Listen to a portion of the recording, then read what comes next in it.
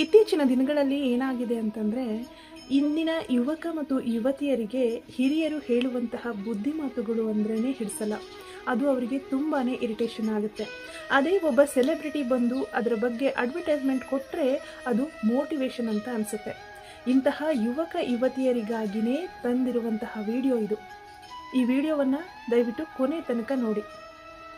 ಕೇವಲ ಲಕ್ಸುರಿ ಮತ್ತು branded costly ಆಗಿರುವಂತಹ ಫೇಶಿಯಲ್ ಕ್ರೀಮ್ಗಳನ್ನು ಬಳಸಿ ವಯಸ್ಸು 40 ಆದರೂ ಕೂಡ ಇನ್ನೂ ಹದಿಹರೆಯದ ಹುಡುಗಿಯಂತೆ ಕಾಣುವಂತಹ ನಟಿಯರು ಮತ್ತು ಮಾಡೆಲ್ಗಳು ಬಂದು 100 ರೂಪಾಯಿಯ ಈ ಕ್ರೀಮನ್ನು ಹಚ್ಚೋದ್ರಿಂದ ಕೇವಲ 7 ದಿನಗಳಲ್ಲಿ ಕಾಂತಿಯುತ ಚಂದ್ರನಂತೆ ಹೊಳೆಯುವ ಮುಖ ನಿಮ್ಮದಾಗುತ್ತೆ ಅಂದರೆ ಅದನ್ನು ನಾವು ನಂಬ್ತೀವಿ.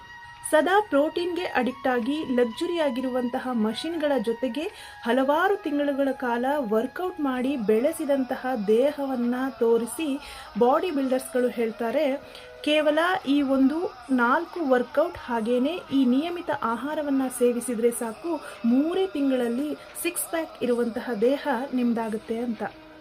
ಅದೇ ರೀತಿ ಎಂದಿಗೂ ಕೂಡ ಸರ್ವಿಸ್ ಸೆಂಟರ್ಗೆ ಹೋಗದಂತಹ ಧೋನಿ ಹೇಳ್ತಾರೆ, ಈ ಇಂಜಿನ್ ಆಯಿಲ್ ಹಾಕೋದ್ರಿಂದ ಬೈಕ್ ತುಂಬಾ ಮೈಲೇಜ್ ಕೊಡುತ್ತೆ ಅಂತ. ಹಲವಾರು ವರ್ಷಗಳಿಂದ ನಿಯಮಿತ ಆಹಾರವನ್ನೇ ಸೇವಿಸಿ ಜಂಕ್ ಫುಡ್ಗಳನ್ನು ತಿನ್ನದೇ ಇರುವಂತಹ ಕೊಹ್ಲಿ ಹೇಳ್ತಾರೆ, ಈ ಒಂದು ಚಿಪ್ಸ್ ತಿನ್ನೋದ್ರಿಂದ ಟೈಮ್ ಹೋಗೋದೇ ಗೊತ್ತಾಗೋಲ್ಲ, ಅಷ್ಟು ಚೆನ್ನಾಗಿದೆ ಅಂತ. ಸದಾ ಕಾಲ ಲಕ್ಸುರಿ ಆಗಿರುವಂತಹ ಕಾರ್ಗಳಲ್ಲೇ ಓಡಾಡುವಂತಹ ಅಮಿತಾಬ್ ಬಚ್ಚನ್ ಹೇಳ್ತಾರೆ, ನಿಮ್ಮ ಮನೆಗೆ ಈ ಒಂದು ಸ್ಕೂಟಿಯನ್ನು ತರೋದ್ರಿಂದ ನಿಮ್ಮ ಮನೆಯ ವಾತಾವರಣವೇ ಚೇಂಜ್ ಆಗುತ್ತೆ, ನಿಮ್ಮ ಮನೆಯ ಅದೃಷ್ಟ ಬದಲಾಯಿಸುತ್ತೆ ಅಂತ.